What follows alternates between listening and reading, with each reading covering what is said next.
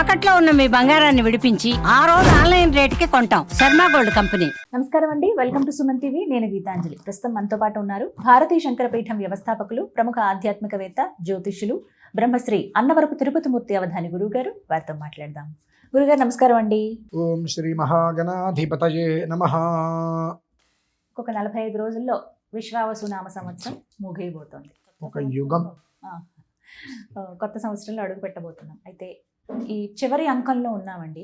అయితే ఈ 45 రోజులు ద్వాదశ రాశుల వారికి విశేషమైన ఫలితాలు ఉంటాయి, అది మంచి చెడు అన్నట్టు విన్నాను.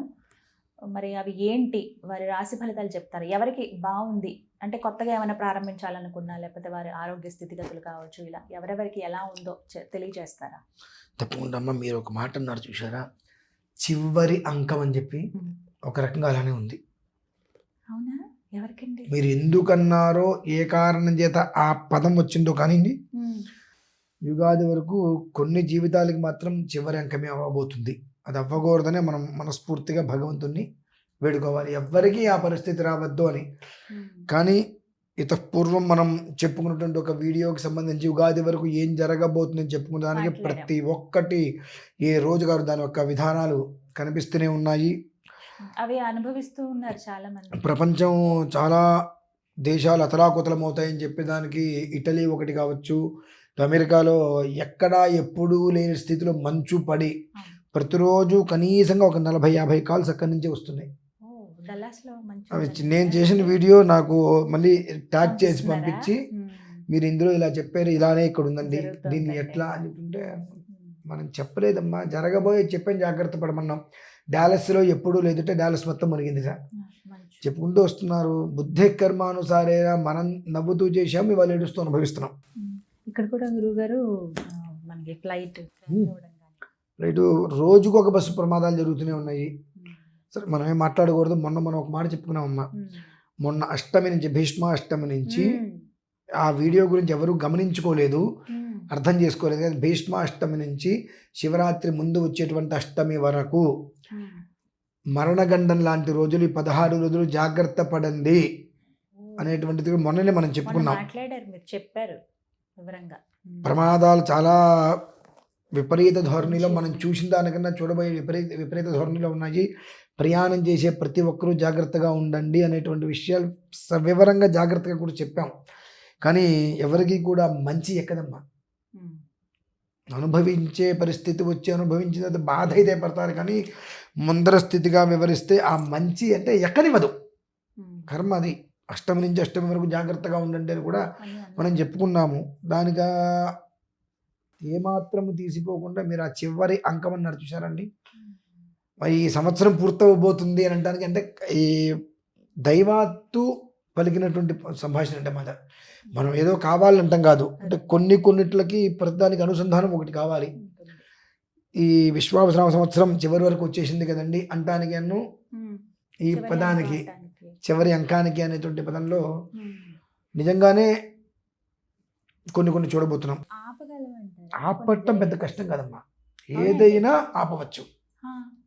తీసుకురావడం ఎంత తేలికో ఆపటం అంతే తేలిక.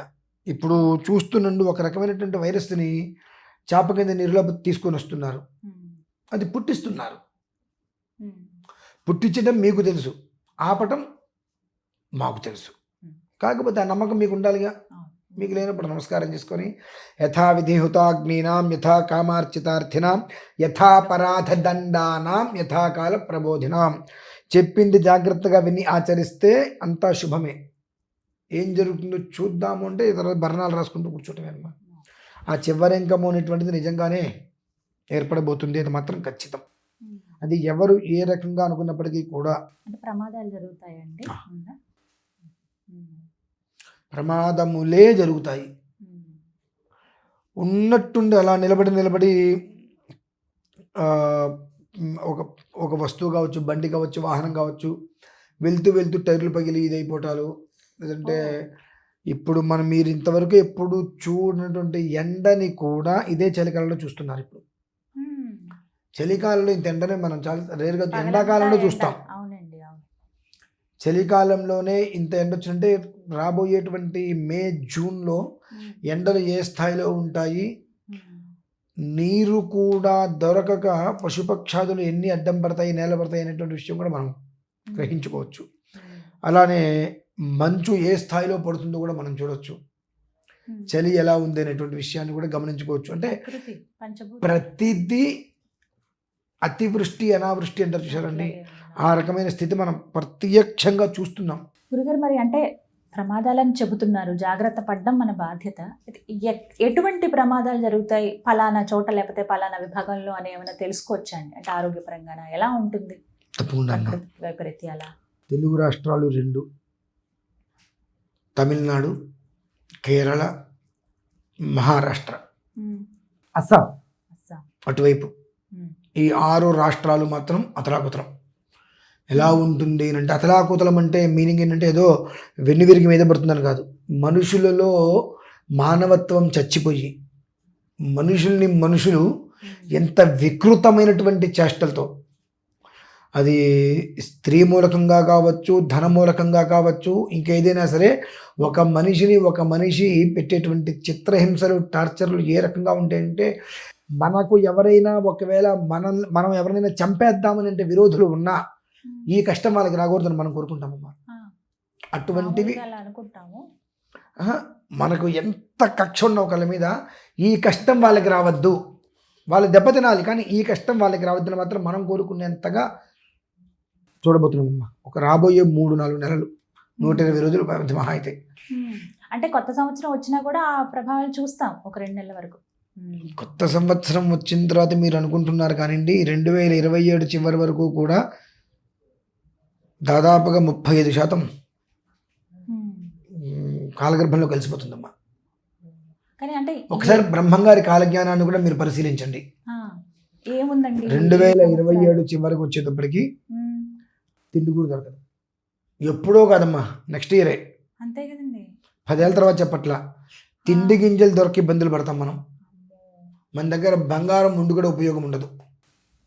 ఇప్పుడు అంతా ఆరాటపడుతున్నాం, కొనుక్కోవాలి, రేట్ పెరిగి. ఆ రోజు మన దగ్గర బంగారం ఉండి కూడా పైసా ఉపయోగం ఉండదు. తిండి గింజలు దొరక్క ముష్టెత్తుకోవాల్సిన పరిస్థితులు వస్తాయి.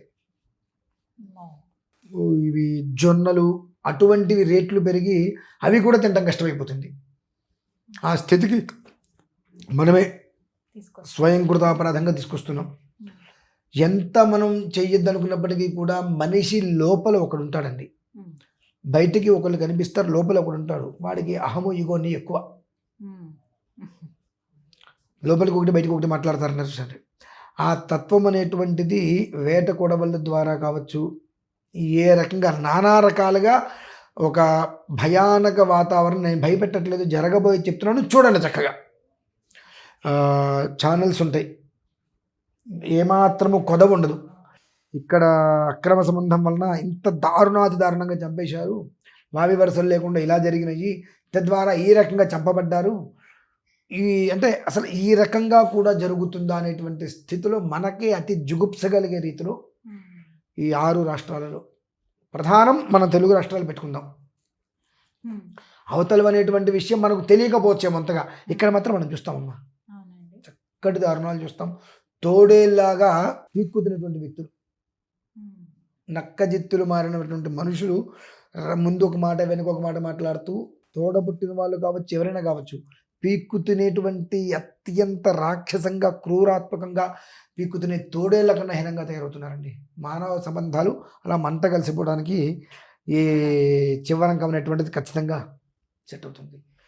ఇందులో నిజంగా భగవంతుడి అనుగ్రహం వలన ఏ మంచైనా జరిగిందంటే బహుశా ఈ చివరంకం అనేటువంటి పదం మీరు తీసుకురాబట్టి ఇన్ని విషయాలు నేను అర్థమైతే చెప్పా కాబట్టి అందరూ భగవంతుని ఆరాధన చేస్తే ఆ కుటుంబాలకు మంచి జరిగింది అంటే దానికి ఈ పదమే మూలం. ఖచ్చితంగా. అంటే ఎవరి ఆరాధన చేయమంటారు, ఏం అలవాటు చేసుకోమంటారు? ఈశ్వరుణ్ణి, సుబ్రహ్మణ్యేశ్వరుణ్ణి. ఎందువల్లనంటే భూతనాయకుడు ఈశ్వరుడు, సేనానాయకుడు సుబ్రహ్మణ్యేశ్వరుడు కనుక వీళ్ళిద్దరినీ ఆరాధన చేయండి, మొత్తం అంతా కూడా బ్యాలెన్స్ అయిపోతుంది. జరగడం తథ్యం. ఆరాధన వలన 100% జరిగేటువంటిది 40% తగ్గవచ్చు. మనం చేసే ఆరాధన బాగుందంటే 60% తగ్గవచ్చు. కానీ అంత శాతం మాత్రం మనం చూస్తాం. ఎప్పటి నుంచి చూస్తామండి? దానికి ప్రభావం ఏమిటి అని అంటే, నేను అష్టమి నుంచే ఆల్రెడీ మనం చెప్పుకున్నాం. అవునండి, భీష్మాష్టమి. భీష్మాష్టమి నుంచే వచ్చే 16 వచ్చే అష్టమి మనకు మహాశివరాత్రికి ముందు అవును. వచ్చేటువంటి అష్టమి ఏదైతే ఉంటుందో ఆ సమయం లోపలే ఇవి మనం ఇంకా ఎక్కువ చూస్తాం. అర్థమైపోతుంది. అంటే నేను యమద్వారాలు కూడా తెరుచుకొని ఉన్నాయి అంటే కూడా వివరించా. అది అంతగా జనాలకి ఎక్కలేదనుకుంటా, సరిగ్గా వినలేదేమో తెలీదు. బట్ ఇది మాత్రం జాగ్రత్తగా విని ఒక్కసారి మళ్ళీ భీష్మాష్టమి వీడియో వింటే రెండిట్లకి వాళ్ళకి అర్థమయ్యి జాగ్రత్త పడగలుగుతారు. అదమ్మా పరిస్థితి. ధన్యవాదాలు గురుగారు. నమస్కారం. రమేశ్వర.